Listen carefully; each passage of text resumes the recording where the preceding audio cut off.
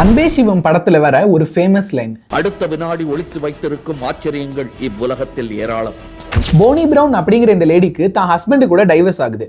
அது வரைக்கும் ஹோம் மேக்கரா இருந்தவங்களுக்கு எந்த ஒரு ஜாப் ஹிஸ்டரியும் இல்லாதனால இப்ப வெளியில போய் எந்த வேலை தேட போறோம், நம்ம பசங்களை எப்படி பாத்துக்க போறோம் அப்படின்னு ரொம்ப பயப்படுறாங்க. அப்போ நியூஸ் பேப்பர்ல மசாஜ் தெரபிஸ்ட் தேவை அப்படின்னு ஒரு ஆட் பாக்குறாங்க. இவங்களுக்கு மசாஜும் பண்ண தெரியாது.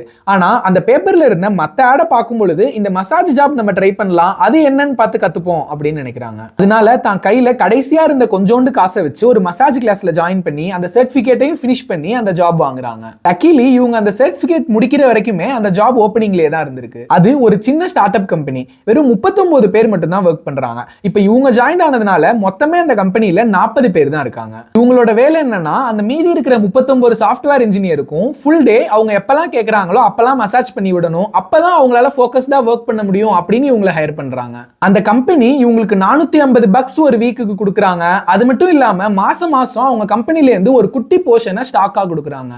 ஆனா அதுவே ஒரு ஸ்டார்ட் அப் கம்பெனி, வெறும் 40 பேர் மட்டும் தான் இருக்கும். இந்த கம்பெனியோட ஸ்டாக் என்ன பெருசா வந்துற போகுது அப்படின்னு சொல்லி இவங்க அந்த ஸ்டாக் பக்கமே போல, வெறும் இந்த $450 மட்டும் வச்சு தன்னோட வாழ்க்கையை ஓட்டிட்டு இருக்காங்க.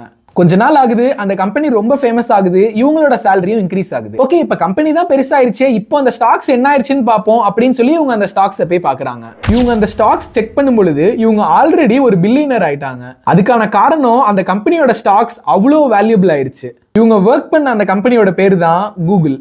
ஆமா, கூகுள் ஆரம்பிக்கும் போது வேலை பார்த்த அந்த 40 பேர்ல இவங்களும் ஒருத்தவங்க. எந்த ஒரு ஹேண்ட்ஸ் ஆன் எக்ஸ்பீரியன்ஸும் இல்லாம ஜஸ்ட் சர்டிபிகேட் முடிச்ச உடனேயுமே டைரக்டா இவங்க ஜாயின் பண்ண கம்பெனி தான் கூகுள். இப்போ அவங்க கூகுள்ல இருந்து ரிட்டையர் ஆயிட்டு சிட்டிக்கு நடுவுல ஒரு பெரிய வீடு, தனக்குன்னு ஒரு ஷெஃப் அப்படின்னு ரொம்ப ஹாப்பியா தான் குழந்தை கூட வாழ்ந்துட்டு இருக்காங்க. சோ என்னைக்குமே உங்க வாழ்க்கையில எந்த ஒரு பிரச்சனை இருந்தாலும் ஒரு விஷயத்தை மட்டும் மைண்ட்ல வச்சுக்கோங்க, அடுத்த வினாடி ஒளித்து வைத்திருக்கும் ஆச்சரியங்கள் இவ்வுலகத்தில் ஏராளம். நிறைய வீடியோஸ் டெய்லி உங்க ஃபீல்ட்ல வரதுக்கு கியூரியஸ் நண்பனை மறக்காம ஃபாலோ பண்ணிருங்க.